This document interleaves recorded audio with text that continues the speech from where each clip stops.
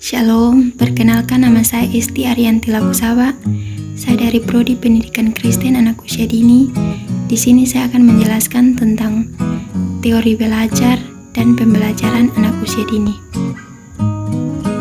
Semua anak di dunia ini, dari kalangan manapun mereka berasal, pasti gemar bermain.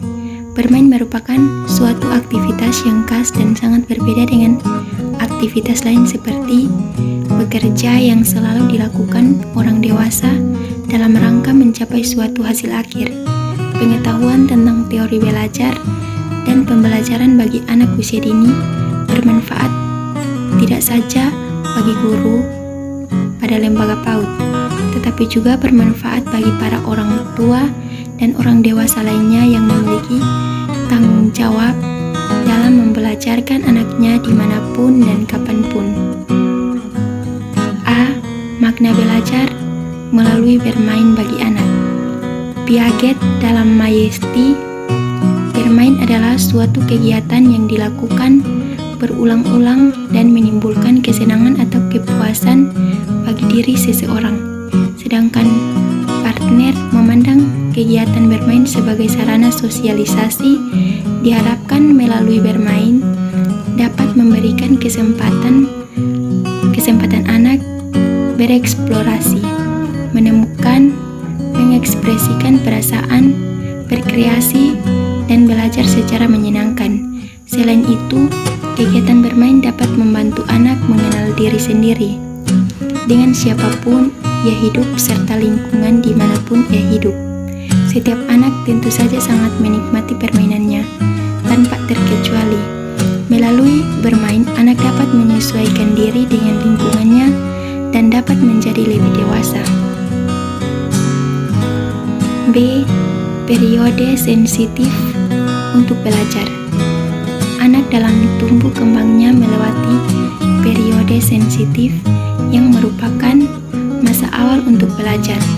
Periode dan kesempatan seperti ini tidak akan datang untuk kedua kalinya. Selama periode sensitif, anak menjadi peka atau mudah terstimulasi oleh aspek-aspek yang berada di lingkungannya. Montessori telah menandai bahwa anak-anak tumbuh dan berkembang melalui sejumlah tahapan berupa ketertarikan dan keingintahuan terhadap sesuatu yang disebut sebagai periode sensitif, di mana mereka menjadi bangkit minatnya terhadap aspek-aspek tertentu dan lingkungannya. C. Pembelajaran pada pendidikan anak usia dini. Kegiatan pembelajaran pada anak usia dini pada hakikatnya adalah pengembangan kurikulum secara konkret berupa seperangkat rencana yang berisi sejumlah pengalaman belajar melalui bermain yang diberikan pada anak usia dini berdasarkan potensi dan tugas perkembangan yang harus dikuasai dalam rangka pencapaian kompetensi yang harus dimiliki oleh anak. Hakikat program pembelajaran pada anak usia dini. Bennett, Finn, dan Creed menjelaskan bahwa pada dasarnya pengembangan program pembelajaran adalah pengembangan sejumlah pengalaman belajar melalui bermain yang dapat memperkaya pengalaman bermain anak tentang berbagai hal, seperti cara berpikir tentang diri sendiri, tanggap pada pertanyaan, dapat memberikan argumen untuk mencari berbagai alternatif. Tujuan dan fungsi program pembelajaran. Catron dan Allen, tujuan program pembelajaran yang utama adalah untuk mengoptimalkan perkembangan anak secara menyeluruh serta terjadi komunikasi interaktif. Tujuan program pembelajaran adalah membantu meletakkan dasar ke arah perkembangan sikap pengetahuan, keterampilan, dan kreativitas yang diperlukan oleh anak untuk dapat menyesuaikan diri dengan lingkungannya dan untuk pertumbuhan serta perkembangan pada tahap berikutnya. Untuk mencapai tujuan program pembelajaran tersebut, maka maka diperlukan strategi pembelajaran bagi anak usia dini yang berorientasi pada satu, tujuan yang mengarah pada tugas-tugas perkembangan di setiap rentang usia anak. Yang kedua, materi yang diberikan harus mengacu dan sesuai dengan karakteristik dan kebutuhan yang sesuai dengan taraf perkembangan anak. Fungsi program pembelajaran, fungsinya antara lain adalah 1. Untuk mengembangkan seluruh kemampuan yang dimiliki anak sesuai dengan tahap perkembangannya. 2. Mengenalkan anak dengan dunia sekitar. Yang ketiga, mengembangkan sosial anak.